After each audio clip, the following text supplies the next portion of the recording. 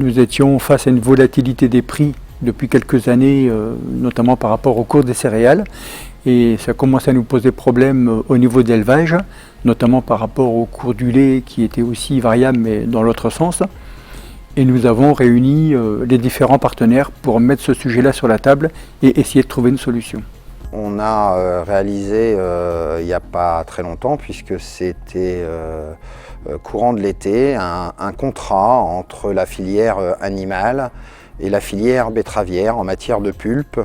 Et finalement, ces deux filières qui se sont réunies de nombreuses fois, discuté sur le sujet pour établir finalement un contrat gagnant-gagnant, est un exemple de l'engagement que l'on peut avoir dans le monde agricole. Et ce n'est pas un engagement seulement pour aujourd'hui, mais aussi pour demain, puisque là c'est un contrat pour 3 ans, mais qui aussi pérennise l'avenir des deux filières. Premier exemple qui me vient dans l'engagement que j'ai dans la commission environnement depuis quelques mois maintenant, c'est le dossier des bacs Grenelle. On a d'un côté négocié avec les agences de l'eau et d'un côté négocié avec les agriculteurs dans les copiles. Et essayer de trouver, toujours en gardant comme ligne de mire, l'économie de nos exploitations et le soin de l'environnement d'un autre. Après plusieurs discussions, plusieurs heures de négociations, je pense qu'on a trouvé un très bon compromis qui s'appelle la mesure Azur. Je pense qu'on peut se satisfaire du temps passé, des négociations. Il y a eu du bon travail du côté de l'agence de l'eau, du côté des agriculteurs des copiles.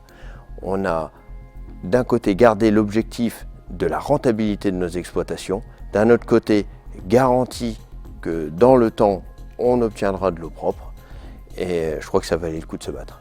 Par exemple, on fait bouger les lignes quand au niveau de la région, avec mes collègues de l'Oise et de la Somme, on a mis en place il y a 3 ans une complémentaire santé accessible à nos salariés. On a quand même le sentiment d'avoir amélioré les conditions de santé de nos salariés et faire profiter d'une complémentaire de haut niveau à un prix raisonnable à plus de 10 000 salariés. Franchement, ça, on a l'impression d'avoir les cartes en main, de négocier et d'aboutir à quelque chose de positif qui contribue pour nos adhérents, nos employeurs, à valoriser l'image de notre métier. Et ça, c'est quelque chose dont on est fier avec mes collègues. Ça a été une nuit verte, hein.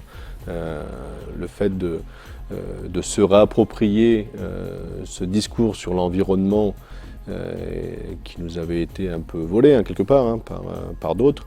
Donc ça a été un des grands derniers projets là, que l'on a mené de façon collective, hein, de façon interdépartementale, puisque c'était au sein de la FNSEA Nord-Bassin parisien.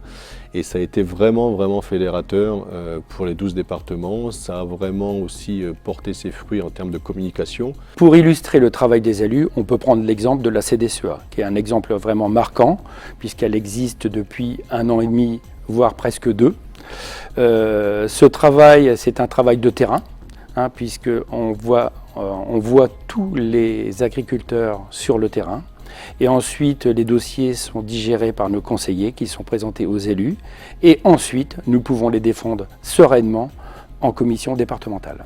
Après une période très troublée quand même, hein, c'est qu'un industriel nous a quand même quelque part laissé tomber parce que pour lui, organiser toute la production, c'était plus son problème et il voulait avoir uniquement l'approvisionnement qu'il souhaitait.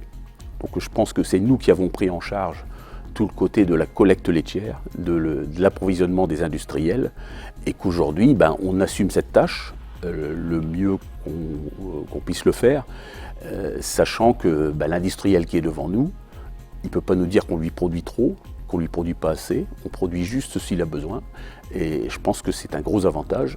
Seulement, il faut être crédible, donc il faut durer et il faut respecter ses engagements. Un des sujets qui me tient à cœur, c'est la diversité de l'agriculture et le lien interfilière, je dirais, l'enrichissement interfilière. C'est un des éléments que l'on a mis en avant pour les élections chambres d'ailleurs. Je crois justement à cette richesse, cette diversité d'une agriculture assez multiple, élevage, grande culture, mais aussi conventionnel, circuit court et ainsi de suite. Et surtout, créer des liens.